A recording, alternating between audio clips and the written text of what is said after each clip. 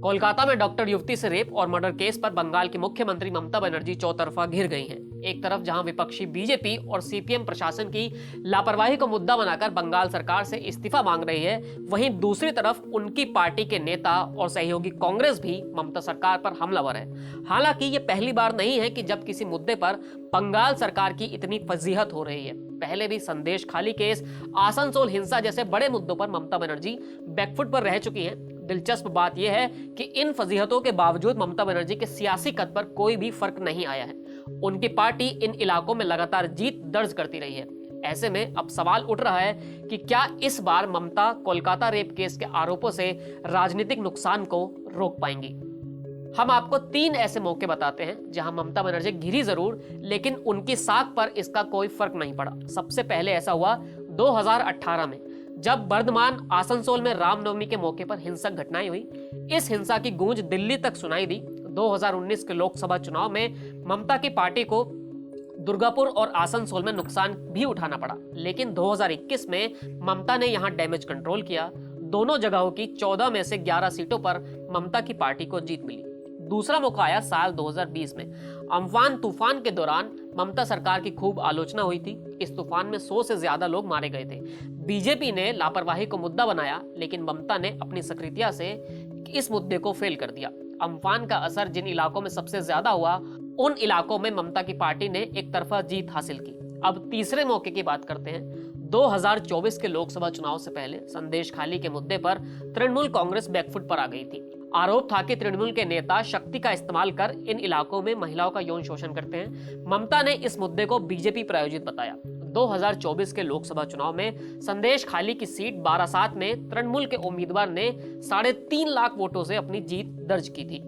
लेकिन अब मुद्दा कोलकाता में हुए कांड पर बना है। सवाल यह है कि ममता यहां कैसे डैमेज कंट्रोल कर सकती है।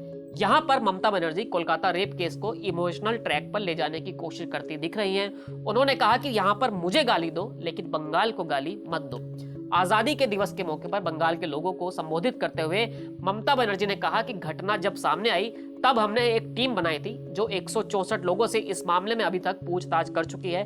पूरे 1 महीने की सीसीटीवी फुटेज को खंगाला गया है। पुलिस ने 12 घंटे के भीतर हत्यारे को अरेस्ट भी कर लिया है। ममता ने आगे कहा कि बताइए कि हमने जांच में कौन सी कमी रखी है। उन्होंने आगे ये भी कहा कि मैं सीपीएम की तरह सरकार नहीं चलाती, किसी निर्दोष को जेल में नहीं डाल सकती हूँ। दूसरा कदम जो ममता बनर्जी ने उठाया वो ये कि अब कोलकाता पुलिस एक्टिव हो गई है। ममता ने फेक न्यूज से बचने और इस मामले में चल रही अटकलों को रोकने के लिए कोलकाता पुलिस को एक्टिव कर दिया है। कोलकाता पुलिस लगातार सोशल मीडिया पर सक्रिय है और फेक न्यूज फैलाने वालों को लपेटे में ले रही है। बुधवार को कोलकाता पुलिस के कमिश्नर भी मीडिया में आए और अपना पक्ष रखा। उन्होंने कहा कि कोलकाता पुलिस के खिलाफ कैंपेन चलाया जा रहा है। हम पर मीडिया के जरिए निर्दोषों को गिरफ्तार करने का दबाव बनाया जा रहा है, लेकिन हम ऐसा नहीं कर सकते हैं। जब कोलकाता में यह विवाद चल रहा है, उस बीच कलकत्ता हाईकोर्ट ने रेप केस के इस मामले को सीबीआई को सौंप दिया है। ममता अब सीबीआई की कार्रवाई पर नजर रख रही हैं। उन्होंने कहा है कि रविवार तक अगर सीबीआई केस के सभी दोषियों को फांसी पर नहीं चढ़वाती है तो वह आगे अलग फैसला करेंगी। ममता ने आगे कहा कि मैं अभी इस बात पर इसलिए कुछ नहीं बोल रही हूं क्योंकि जांच जारी है। उन्होंने कहा कि अगर रविवार तक सीबीआई इस मामले में कोई बड़ी कार्रवाई नहीं करती है तो फिर आगे की कार्रवाई हमारी तरफ से होगी। बंगाल में राजनीतिक हिंसा, महिलाओं से यौन उत्पीड़न और दंगों जैसे बड़े मुद्दे सियासी सुर्खियों में लगातार बने रहते हैं। इन सब मामलों में ममता बनर्जी कई बार बैकफुट पर भी रहती हैं। इसके बावजूद उनके सियासी कद पर कोई भी असर पड़ता नहीं दिख रहा है। बंगाल में ममता की पार्टी हर चुनाव में आगे रहती है। सवाल उठता है कि आखिर ऐसा क्यों है। दरअसल बंगाल में ममता के कद का विपक्ष के पास कोई नेता ही नहीं है। हाल ही में लोकसभा चुनाव में हार के बाद बीजेपी ने जब समीक्षा की तो सबसे बड़ा मसला यही उठा था। ममता महिला होने के साथ साथ मजबूत और मुखर नेता हैं। ममता बनर्जी जमीनी राजनीति से आई हैं और उन्हें लोगों को और मुद्दों की परख है। उनके मुकाबले विपक्ष में जो नेता हैं वो या तो सिर्फ एक क्षेत्र के नेता हैं या फिर किसी एक वर्ग के। बीजेपी ने ममता के मुकाबले शुभेंदु अधिकारी को खड़ा करने की कोशिश की, लेकिन शुभेंदु मेदिनीपुर से बाहर असरदार साबित नहीं हो पाए। कांग्रेस में पहले अधीर रंजन चौधरी थे, लेकिन दिल्ली की पॉलिटिक्स की वजह से वो भी ममता के खिलाफ मोर्चाबंदी नहीं कर पाए। सीपीएम के पास ममता को घेरने के लिए ना तो कोई नेता है और ना ही कोई नीति। यही वजह है कि बंगाल में इतने बड़े बड़े केस आने के बावजूद ममता आसानी से आगे निकल जाती हैं।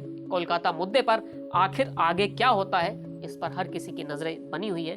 इस कहानी को लिखा है हमारे साथी अविनीश मिश्रा ने। मैं था आपके साथ मोहित ग्रोवर। इस वीडियो में इतना ही, फिर मिलेंगे नए वीडियो के साथ। शुक्रिया।